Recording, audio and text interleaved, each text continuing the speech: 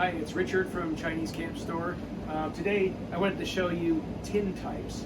So the first type of photography was invented about 1830, daguerreotypes. But in the 1850s, two new types, tintypes and ambrotypes, came around. And the least expensive and the most durable are the tintypes. So if I asked you what metal, because these are actually printed on metal. One here. Let's see, we'll just give you a quick look. You can see it's actually printed on metal. And so what kind of metal is it? Iron. It's not tin. So they're also called ferrotypes, but the common name is tintypes. So this was invented in 1853, and they called it wet photography. So they would have these plates. They would put the chemicals on them, and they would have to put this in the camera while it was still wet, and then they'd process it. And the agent of photography is silver, and so you end up with the iron with silver coating on here, and the lighter areas are where the silver reflects, and so it looks light to our eyes, and the darker areas where there wasn't much silver, so that they end up looking darker. They became very quickly the most popular type of photograph because they were so durable, and in America during the Civil War, a lot of the soldiers would send back pictures and they would survive the mail because they were so rugged, and that's why so many of them you can still see today.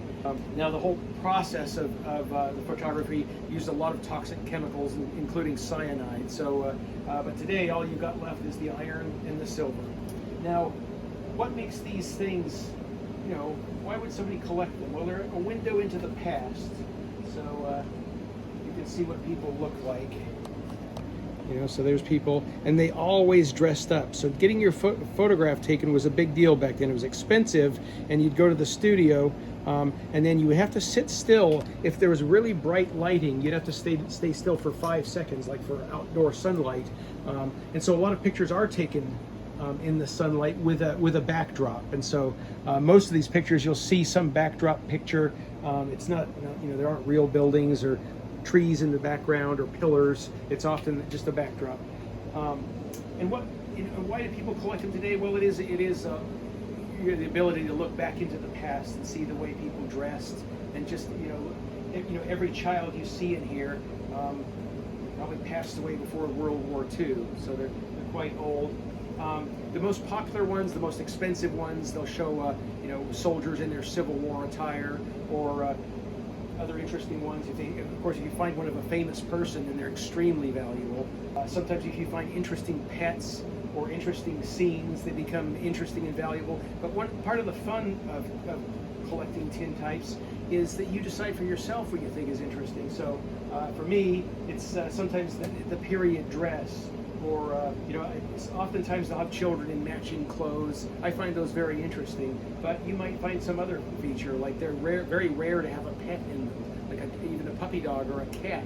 So those are kind of fun to collect too.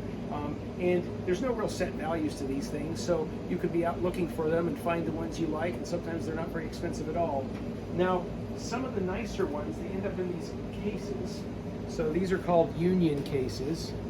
So here's this one's in really good condition. You can see this girl, you might not be able to see on the camera, but a lot of times after the fact, they would go in and they would paint some of the skin rose color. So her cheeks are slightly rosy. That's not part of the picture. That's some later touch-up. So these are called union cases, or thermoplastic cases. Now, sometimes people look at them and go, well, that looks like plastic to me, and plastic wasn't invented until about 1910. But they aren't plastic. They're called thermoplastic. They're made of wheat flour or sawdust with lampblack and shellac pressed into a mold. And so these predate the earliest plastics by about 50 years. So these go back to about 1850.